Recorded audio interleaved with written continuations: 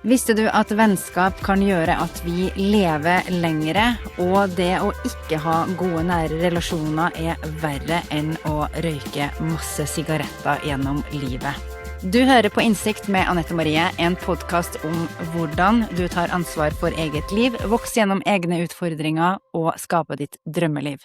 Pooja is a friend of mine that I got in my adult life, and I thought it would be so great to have her here on my podcast to just talk about getting friendship in a grown-up age. Who is Pooja? Who are you? Describe yourself in like some short sentence. Oh, wow. I feel like every time I'm usually asked like that question, it's always in a very, very corporate setting. So it's really quite hard to introduce yourself when you're used to doing it behind a job title rather than this is just me and who I am. But who am I from a personal perspective? I'm a sister, I'm an auntie, I'm a very, very good friend, hopefully. That's why I made it here. Pooja, you are can I say that you're in an Indian culture, even though you... 100%, babe. Yeah, even though you grew up in England. Joke's up, they've got it. I'm definitely Indian. Okay, so you grew up in Birmingham? Yes, I grew up in Birmingham, so born and raised, first generation, British Indian from immigrant parents, so definitely come from a very, very strong Indian culture. How has it been for you with this culture growing up in terms of friendships and kids? Were it a lot from the same culture, or did you have friendships that were not in the same culture, or both? I think it's so interesting because like as a child, nobody sits you down and says, hey, your parents are originally from here. This is how the world's going to see you. So as a kid, you really don't know any different. All you see is like the world through your eyes. So growing up, it was very much I went to a school that was primarily white. So a lot of my friends were all pretty much white. I think there was maybe 3 or 4 Indian kids that went to the same school as me.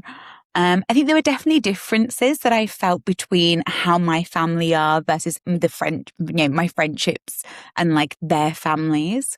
But I don't think I really got to connect the dots that well because I just thought, oh, well, your family's just a bit different to my family. I never really used to think, oh, that's because you're British or you're English and it's because I'm Indian that I'm different. But I think a lot of that is just being a child. I think as I sort of was growing up, going into high school and definitely into college, into university, my friendships have been quite diverse. I've got a lot of really good English friends. I have lots of very good Indian friends and friends from, like Caribbean, like African cultures also. I think as I've gotten older, there's probably a bit more familiarity I have with friends that come from an ethnic background. And especially, I wouldn't even say that's always necessarily due to race. I think some of that is just coming from actual like immigrant culture. So I know, for example, I could have like Polish friends that are very similar, or just anyone that's probably experienced more of like the immigrant lifestyle. That was a really long answer, wasn't it? Did you want a short one? But it's a good answer. And okay, I don't know where I'm going with it. I've gone. We're going to the point where we met, and because I think both of us moved to Bali. We have different stories, but I think it's some similarities inside of us that makes us do stuff like that. Where were you when we met? We met. You can tell the story. Like how do you remember when we met? I met. Yeah. So I think I'd probably only been in Indonesia for, I'm gonna say maybe like 10 or 11 days. I think you were one of like the first friends that I'd made when I'd first moved there. So you and I would have been there again traveling solo. And I remember just going to that cafe on the corner, the pink one. I can't really remember what it's called. And I was sat down in this cafe, and I think you'd walked in with Tina, and you sort of just looked at me like you're in my seat, and I was like, there's a million other seats right now. There's no one in this cafe, and you're like, you are in this seat. And Tina's just like, I think you actually sat down on the table next to me. And I was like, do you want to just sit here? And I was like, you guys just go ahead and like sit there. So I think that I'd moved. I think probably like our location had a really big part to play. I think Bali is naturally a very transient place. And people are quite open to meeting people there. I think for me, because I was so new to being on the island, when I'd met you, I think having small talk with a stranger is probably a bit of a lost art nowadays. You go everywhere, everyone's got AirPods in, they've got their iPad or whatever it is. So I think you and I just sparking up a conversation was just very nice and organic, and it's something that everybody should be doing more of, because you never know where that's going to take you. I think with you in particular, I remember just speaking to you and you were like, I'm here with my daughter. And I just thought to myself, I don't think many people are brave enough to do that. I'd still really remember that of being like, oh, you know, I think a lot of people get into their heads like, you have a child, you need to be in the same school, the same environment. You can't leave your hometown. And I remember when you were like, no, like my daughter's gone to international school over there. I wanted to come to Bali for a year. And for me, I just thought that was so cool, because I was like, what a life. It's not, you need to stay in the same postcode so that your child has familiarity. So I thought that was really awesome about you. I just remember you sat there. So to give context to this, taking your space, it was me and Tina had like every morning we had like this little table where we sat, and almost every morning it was only us in the restaurant because we came so early. And suddenly Pooja was there sitting in that spot, and I think I didn't say anything. I think you just understood it, like you just, because we sat us on the other table, but then you were like, is this your you just felt something around it. Yeah. And then we just started to speak and we exchanged numbers. That was nice. And I thought it was so nice for you to speak to me too, because normally maybe that would be like, oh, I'm sitting here with a child. Maybe somebody would think like, oh, you're occupied. I won't take that space. And for you to talk to me, I also remember that I was so happy about it, because I love getting to know new people. But sometimes you just meet people that you just talk with and that's it. And you don't continue having the relationship. But with us, it was like we felt this instant connection. And I remember when we were hanging in my bungalow, having this photo shoot for fun and stuff. And remember you told me like, I told my mother about you. And I said like how we're like, have to be like soulmates or have met in another life or something, because we have this kind of connection where we feel like we know each other. Even we hadn't met before. And I think that is really unique. Yeah. And so where were you in the context of your life, like without meeting me, like when you were, where were you in your life? Like, I know, but what would you share about being in your adventure all by yourself in Bali? Yeah. So I had literally arrived in Bali again. I think it was only like 10 or 11 days before I had met you. And I'd gone through, a really like a big long journey within like my life in Australia. So I had emigrated from England to Oz in I think like 2014. I'd spent 8 years living there. And I knew I was coming to the end of that chapter for a number of reasons. I just got my Australian passport, which was something that was really big for me to be able to tick off before I could leave. I wanted to have that sense of stability. I think Bali being Bali, it just happens to people anyway. I think everybody that's lived there does say the same. It calls you there for a particular time. So when I had left like Australia, I'd pretty much cut all of my ties to the country. I'd, left my apartment. I'd quit my job. I was very much mentally ready to just start moving back to England. And again, Bali being Bali, it was like I was meant to be there for a couple of weeks, which ended up being a lot longer. But I think there's a bit of peace that you find there when you're trying to search for something that makes you feel a little bit more like you can breathe, especially when you've been holding your breath or you've been tense in a certain environment. So I was definitely in a period of life where I needed a bit of a break. I needed to have the exhale and do you know what? You don't need to keep going for every single bit of life. You can just just live. You can just have a nice period. This is also exciting, but because you came from a pretty stable background, like a safe, like education, work, and you have this stable work. And as you said, you lived 8 years in Australia. So to quit your work and go for this adventure, because I think many women dreams about this. I think it's like a big dream to just leave everything. But nobody dares. Like, we're so afraid to leave it because we think that it's the end. Like we don't understand the facts about letting something go will bringing something new. People want the new thing before they let go of the other thing, like a safety net. But you didn't actually do that because you quit your job and you just lived entirely off your savings. And you didn't know where to go next. You were like blank papers, yeah? Pretty much. I think I had a little bit of an idea of being like, okay, I'm leaving Australia. And again, that was a very organic close. It was very much timed very well for every aspect of life. So I think that felt really natural. I think my plan originally was, go to Bali for a couple of weeks. I actually had flights to like LA booked. I was meant to be going to like Coachella. I had flights to St. Lucia booked. I was going to do all of this travel. And then I think my plan on paper was, okay, my overall plan will be like, I'll move back to England and I'll go and get a job in London for a little while. I think when I got to Bali again, sometimes you just have to let life happen around you. There were certain changes in circumstances where I was like, okay, it doesn't feel like the right thing to go to Coachella. It doesn't feel like the right thing to go and do traveling. Again, Indonesia being where it is in the world, you're quite fortunate that if you have some money, you can really make that stretch there more than in big cities like London. I feel like if I had that money in this city, it'd probably last me like a week in Bali, especially in 2022. They were just coming out of COVID, so it was still a lot more affordable to be able to stretch your funds there. But I think it was very much just a sense of when I had the courage to sit and leave, I just knew that it was time.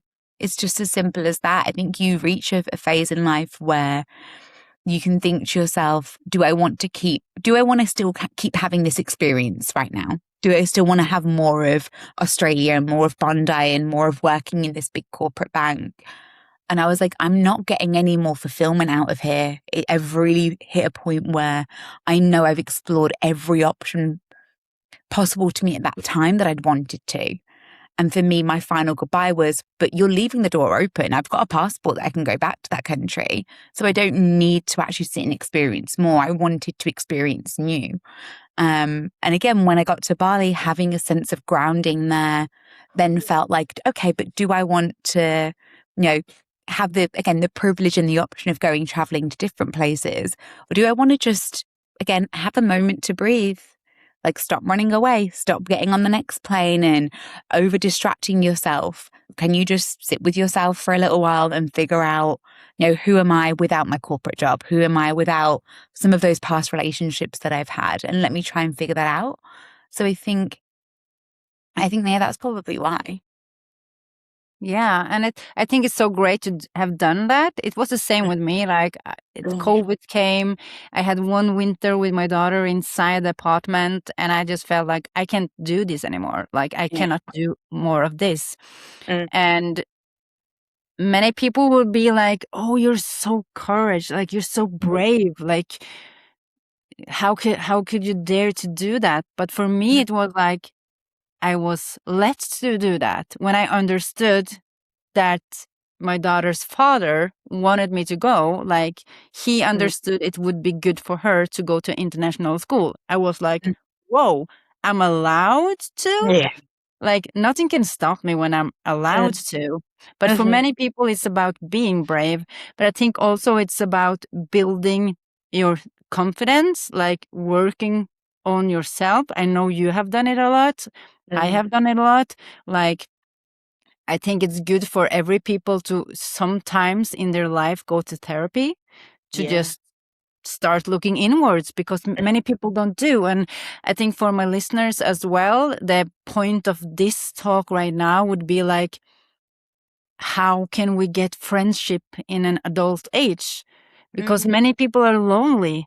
And you know that it is actually been doing a lot of research, like studies on relationships.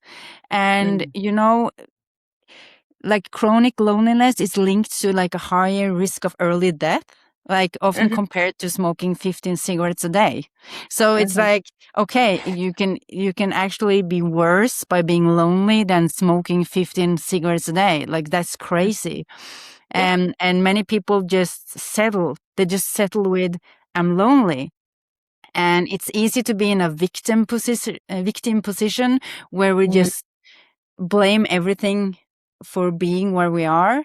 Like being confident, like building your self-esteem. I think that's the main key. Like first doing the work so you can feel confident enough going to a cafe all by yourself, like going to a restaurant or going to a play or a gym class or a concert, like whatever you do. I think like when we go by ourselves, like if you were to be with another friend in that cafe that morning, we probably wouldn't have spoken because then you would be occupied. And same with me. So I think like when we go out like that, we are setting us up for conversations with strangers. And when we do that, it's more likely to have new friendship. We met in 2022. And you came visiting me. Was it the same year after? Yeah, it was December that year. Yeah, so you came to Norway December 2022. And then we went to Amsterdam. We went in 2024. Yes. Yeah, because 2023 I was still living in Bali. And then 2024 we were like, oh, we should do something. So we went to Amsterdam for like the weekend. Yeah. And then I think it would have been the year after you came to London. Then you came to London this year as well. Yeah. So we met like 4 times after. In different places. I think that's nice of you, because what I really felt with you was, because one thing is when we're at the same time in Bali, but we actually have like our origins in Norway and England. We're pretty close. In a way, it's like closer than Norway and Bali. And normally, I think a lot of times you would just have a great time when you live at that place, but also keeping the relationship. Like I can feel grateful that you did, because you were actually the one who took action first. Like when you went to Europe, you wanted to visit me in Norway, and you were like, you told me like, I wanna have you in my life. And that was quite special for me, because I'm often quite ruthless as well, because I live in Oslo. I don't have my family around here. And then you have like friendship that comes and goes in terms of where you are in life. But you actually wanted to have me in your life, so you came and visited me. And then 2 years later, you were like, let's go to Amsterdam. And we did, and that was great too. And we get to know so many sides with each other. And sometimes we plan to call, and sometimes it can go like many months without us talking. And now it's 1 week since I saw you. Like last Monday, I was in London, and we just saw each other for 1 hour or 1 hour and a half. And it felt like I saw you yesterday in a way. And it just felt like so loving and so kind. And and also I'm visiting you half year ago when I went to Vipassana in England. I was sleeping over with you, and we shared bed, and that was so cozy. So yeah, I think that's something I appreciate about you. But how would you say that you are thinking about relationship with making that kind of commitment, or like, how is your thought process in it? Because you were like, I want to keep this friendship. Like somebody would have been like, oh, that was nice. Now we're going to live different places. So just fuck it. We're going to be the distance is so big. But here we are. We have a relationship in the 5th year or the 4th year. And we're still not living in the same country. I think, to be honest, because like I left England when I was like 22. So for a really big part for me personally is like I was quite used to having friends or my family not close by, and they're not, my neighbors or in my postcode. So I think a very big part of how I am has come from living away for so many years and being used to nurturing friendships and family from a really long distance and from a while away. So I think because I've had the experience of doing that it's sort of just become quite normal in my life now, where I'm like, okay, I might be in England, I might have friends in Bali, I've got friends in Australia, so I've got a friend in Norway. So I've just tried to really take that as a bit of it's just location. We're living in a digital time and we live online. So I'm very grateful and accustomed now to having friendships that aren't close by to me. I think also a massive part of why I'm like that comes from how my mom is. So my mom left India at 22 or 23 and moved to England. And she's still got her best friends in India. And she's like, but I just call them now and then. And when I go back to India, I just see them and it's like nothing's changed. And the same for her friends that have then since moved to Canada in different places. I think because my mom's always told me the importance of maintaining your friendships, but also maintaining your friendships through chapters. Like you said, not everybody is going to be with us forever. People do come and people go. And I've become a lot more detached in understanding that sometimes we're only with our friends for a short period. I think even more so now I've just lent into that of being like, okay, but whilst, it's kind of like when you're playing tennis. If this person still wants to keep playing, I can keep going. But if they want to go somewhere else, they've gone now. I can't play with them anymore. Like it's silly, but that's just kind of how I think of it. But I think, it's like you've said, like, people are more likely to die of chronic loneliness than dying from smoking 15 cigarettes. I think if people, if you open your eyes and you are brave enough to, go outside the house, like don't sit, especially in Bali, don't sit in like order Gojek at home. Like if you're going to increase the opportunity for luck to hit you, you might, stumble on a job opportunity, a relationship, a friend, whatever it may be. But some of those things can just happen quite naturally and quite organically. That's what I sort of tend to think about it. Have you always been that brave, like speaking to strangers and traveling by yourself, or does that have to do with some inner work you did before? That's a good question. I think when I got to Bali, I probably did about 1.5 years of therapy before I got to that point. I think, again, because I left England at quite a young age, I was already having to make friendships in different places because I didn't know anybody. So I was quite used to being like, oh, but if I want somebody in my life, again, friends aren't going to knock on my front door and ask to hang out with me. You're going to have to go and speak to somebody. And if you're not in an environment where you're working or you are going to university and you're in those common sort of settings where you're used to seeing people day in, day out, then you've kind of got to just let life be the opportunity and life be the chance. So I think, one of my friends here, she laughs at me constantly because she's like, you just meet your friends anywhere. I was like, are you not meant to? Like, because I was telling her, I was like, I've met you in a cafe. I've got, another friend from Australia that I met in like a club toilet, and we just started talking and we were like, she was like, give me your Instagram. I'm like, okay. And, her and I have been friends now for probably about 8 years. Another girlfriend in Bali, she lives in London. I met her in a nail salon. But I'm like, if you're paying attention and you're not with your headphones in and you're just out and about, you're increasing the luck where, the opportunity where luck might come and hit you. And sometimes that comes in the form of friends. A massive part of it comes in the form of friends. So I think probably because I've had the benefit of having some really good experiences of meeting somebody in a cafe and becoming good friends with them, I naturally just make quite a large effort with my friendship group, and I really try to nurture those friendships because we all need people.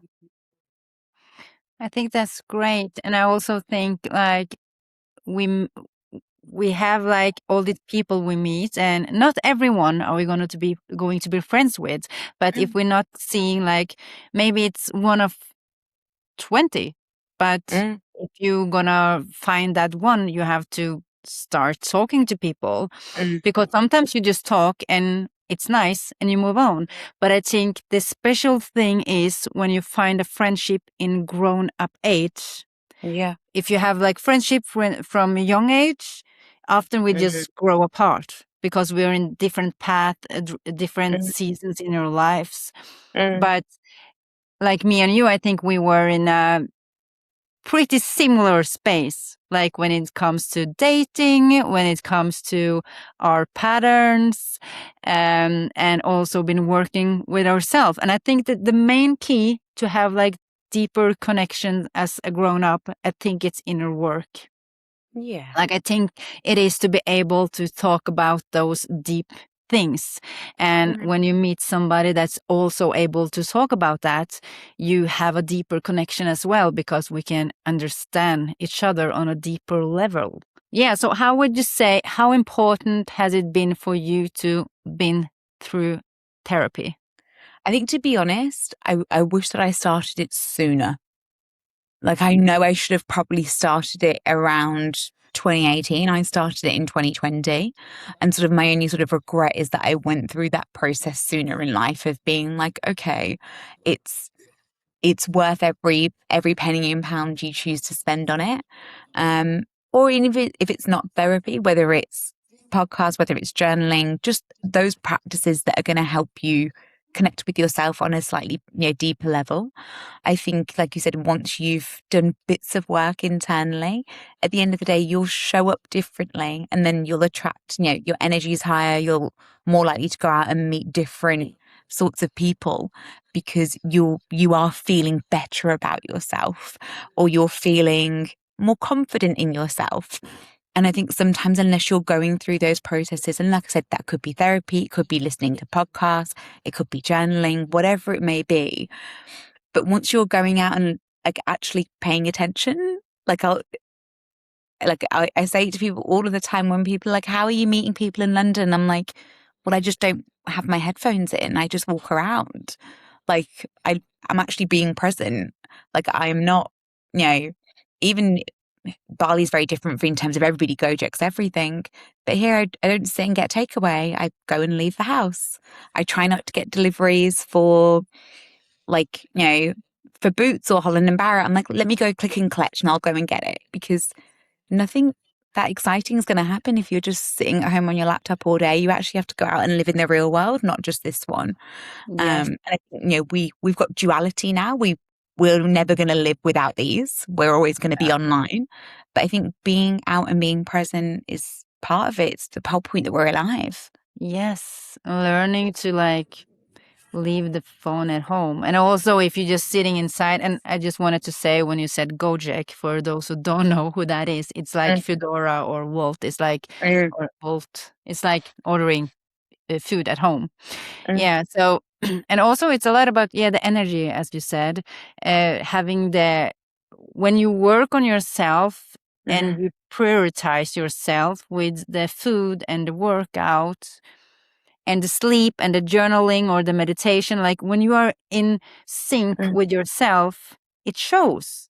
Like it shows. And if you imagine being at home, just sitting, being gray, locked in, and you're just scrolling and scrolling and binging, and then you go out and you're just moody, and like nobody wants to connect with that. Yeah. Like you have to take care of yourself. And when you take care of yourself, it shows. And then you are on another frequency. Like you meet people on the same frequency as you are. And when you meet you want to meet somebody that is happy and aligned with that. You don't want to meet another one that is doom scrolling and sad. So yeah, I think it's a lot about taking responsibilities for our lives. And I think it's easy maybe for us to talk about it because we kind of done that work, but a lot of people haven't done this work and they don't know how it looks like. Yeah. They don't know how it is. There's never like a completion point for it though. There's never it's not like, these aren't tick boxes that once you've done it, it's then complete. And it annoys me sometimes because I'm like, oh, I still have got to look out, especially on my bad days. I'm like, what am I grateful for? And I'm so angry. But it's like, those bits of working yourself, they are just practices and they should hopefully become habits. One of the worst things is even now when I'm feeling low and I'm like, I should just go out for a walk and I'll feel a bit better. Or let me go and do a workout. And the minute like I've done my workout, I'm leaving, I'm like, I feel great. And I'm like, okay, because those practices, whether it be exercise, walking, eating something that's healthy, you'll then end up feeling better. It's not to say that obviously like those sad emotions aren't there. Like that's again part of the human experience that we go through those hardships. But I think when you've got a handful of practices where you're like, okay, but these things are then going to help me feel better eventually, you then have got to just find the motivation of doing it. So I think anyone that's sometimes struggling to make a friend or struggling to put themselves out there, my thought process would be, okay, just try and do like the smallest thing outside of your comfort zone that you don't usually do. Yeah. Try and do the smallest thing and that's going to sit and help you. And that could be a walk. It could be, again, I'm team no headphones.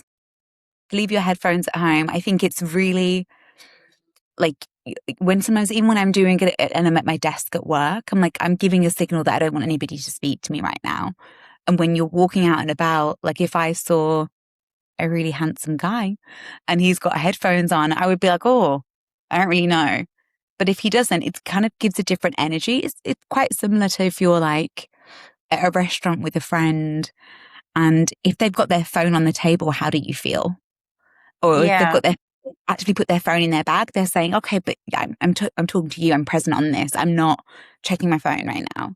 So I think those sometimes small things can end up having a really, really good positive big impact.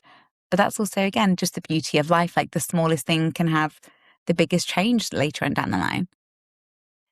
I think, and I also think we are like responsible in teaching each other like a human race. Like I had friends who've been, not so much anymore, I think people got to know me by now, but been scrolling on the phone while we're talking. And if they do that, like my biggest tip for this, and it's kind of, you can feel it in your stomach when you do it also, but if you just stop talking and the other person will still scroll, look up and would say like, oh, just continue.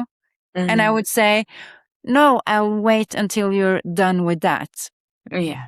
And then there's a weird kind of silent moment and they would go like, oh, I'm sorry. But then they feel it. Then they can feel it. And I think a lot of people just aren't aware of how big of an addiction this is. Okay. Yeah. And how much it destroys your life. Like you think it's social media, but it's really not making you social. It just destroys your nature behavioring, like going out and behave like a normal human being. We wouldn't do that. We're like looking down into our headphones and just completely shutting out the surroundings. And we can be like that with, like you said, like whether sometimes you'll have friends that are that way. I know whenever I'm with my family, so I was back in Birmingham this weekend and, my niece is about to go to high school. She has an iPhone now. My nephew has an iPad. Again, that's just where we're at. But like, I'll sit there and I'm like, guys, I'm like IRL. And they're like, okay.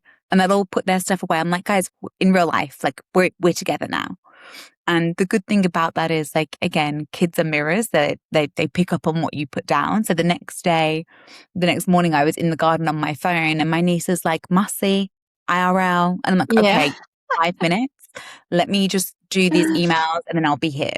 But it's being really conscious with that, especially, again, when you're with friends, whether you're with family, whatever it may be. I'm not saying, let's put our phones in the bin because we all need them. We do live online. We're online now. We wouldn't have been able to maintain a friendship without it. But I think there's balance and place for everything. And again, a lot of that sometimes will signal the energy that you have into hopefully helping you build you up to something better or bigger or just making you feel good inside at least. Yeah. Now, what would you say what is your best routine of practicing self-care, what are you doing like in your daily, weekly life that it's a small thing that makes this big difference for you? I would probably say lately what I've been doing more of is, like the 5, 4, 3, 2, 1. So it's like, because I've been feeling quite anxious lately. So the 5, 4, 3, 2, 1 is when you're out and about, you name like 5 things you can see. Were we doing it together last week? I can't remember if we were. No, we did a lot of weird conversations, but we didn't do that. Tell me. So it's like, yeah. So that's something that's helped me recently, is that whenever I'm feeling like life's just being life, things that are going on, but I'm like 5, 4, 3, 2, 1 is like, okay, like, but what are 5 things that I can see right now? And I'll be walking down the street and I'm like, whatever's going on in my head and the problem that I'm thinking is really, really big over here. I just need to name 5 things I can see. So I'm like, I can see a bus, I can see some trees, I can see a bird. And then you name like 4 things that you can touch and you can feel the texture stuff. So I'm like, I can feel my earrings. What does that feel like? Feel my hair. You name 3 things you can hear. And I forgot the 2 and 1. I think 2 is like, maybe 1 is what you can taste. I can't remember all of it, but it's 5, 4, 3, 2, 1. They're all of your senses. But that I think has helped me recently. This has to be listening then. So it's looking, touching, and then maybe listening for 3 things, 3 sounds. Yeah, 3 things you can hear. But you'll find when you do it, you end up paying attention to things that sometimes our brains have put on autopilot. So that I think is something that's helped me a lot recently, especially when I'm in my head a bit too much. I think besides that, I don't want to be like lame, but it's just like the things that we hear about that are good for us. Like, don't go on your phone first thing in the morning. Yeah. It's really simple. Like, try not to be on your phone last thing at night. Have some away time. There's no secret sauce. It's sometimes just like drink your water, take your vitamins and eat your vegetables. Like, those things do make you feel better versus eating takeout. So, but what about journaling? Are you journaling? Yeah, I'm always a journal girly. Yeah. So Always that's something you even didn't mention because that's such a big Mm. habit of yours. I For think many the things people, you you're don't. How grateful often for do you journal? daily. Daily? Is it like in the morning, in the night? It can depend. Sometimes if I'm on the way to work, I will just completely forget, to be honest. So if I'm in a rush and if I'm late, I'll completely leave it be. But I do think, there's so much to be said about gratitude journaling just in general. It does help you rewire your brain. So I think sometimes journaling isn't like, dear diary, this is what happened today, and it's a whole extract of what you're feeling. But sometimes it's like, dear diary, like, I'm grateful today I get to go and see my mom and my dad. That's great. Like, some people don't have that. I'm grateful I get to go to my job today and I get to go and earn some money. Like, there's a lot of people that are really struggling in the job market. I'm grateful that, I can walk. Like, sometimes if I'm really struggling, I'm like, but I can. Like, I've got a lot of blessings and a lot of things that we take for granted and we just forget them. We really, we run on autopilot so quickly. I was out with 2 friends not too long ago and they're both diabetic. So one's like, he has to inject himself. The other girl's got like the thing on her arm where it gives her insulin daily. And I was like, wow, like, I completely take for granted that my body regulates my sugar levels for me. And there's other people that have to think about it daily. Like, if I don't have sweets, if I don't have this injection, what am I going to do? So there's loads of things that we don't really count our blessings enough. But there's always something to be grateful for. Yes, that is so nice of an ending because the shortest way to happiness is through being grateful. So being grateful for the things we have. We have this thing where we focus on the lack of stuff and it only makes us feel like we're not enough because that we are lacking something. But if there were to be war right now and you lost everything, then you would be so grateful for just your pillow. it's easy to take for granted what we have. And I think a lot of the reasons why we are focusing on what we are lacking is because of this social media thing as well. We are comparing ourselves tremendously every day by just doom scrolling and not knowing the impact of our nervous system or the unconsciousness in us, like how it will just take it in and be a part of our programming. Like, so this is why it's so great to be grateful and rewire your brain, as you say, because you do it in both ways. So people don't think about all the scrolling and how they are programming their brain to compare themselves instead of just being aware, take it away, be here. And the things you said about being anxious and doing this 5, 4, 3, 2, 1, even when maybe we have to look up what they are. But I'm like, what am I doing? No, it's 5 things you can see, 4 things you can touch, 3 things you can hear. And I think it's 1 thing you could taste. I forgot what the 2 is. I can't remember. I haven't been doing it well enough. But the thing you are doing that I'm also teaching in my clients when they have like a lot of anxiety is all in your brain, you know, it's all in your thoughts. So the thing you actually are doing, or you are bringing your consciousness here, you're bringing your thoughts to the now, to the present moment. So when you say like, I'm seeing, this is what I'm seeing, this is what I'm hearing, this is what I'm feeling. And this is also, it was just another way to say it. And I think it's great because being in the room you are, it sounds obviously to be in the room where you are, but you almost never, because people are in the past and in the future in the brain. So they're not here. So what you're doing, you're bringing your energy to yourself. So just like feel where you are sitting, feel how the weight of your body are, like what can you hear, what can you see, what can you feel, and then you will be more calm and more present. So that's a nice thing to do. I'll get the proper one to you and I'll send it you. Yeah, and I will put it in a text below this podcast. What is one thing you would tell people to do to make more friends? If it's just one thing. Leave the house and take your headphones out. Perfect. I agree so much. Thank you so much for being here, Pooja. I appreciate you. I love you so much. And I'm so happy and grateful to have you in my life. You mean the world to me. I'll speak to you soon.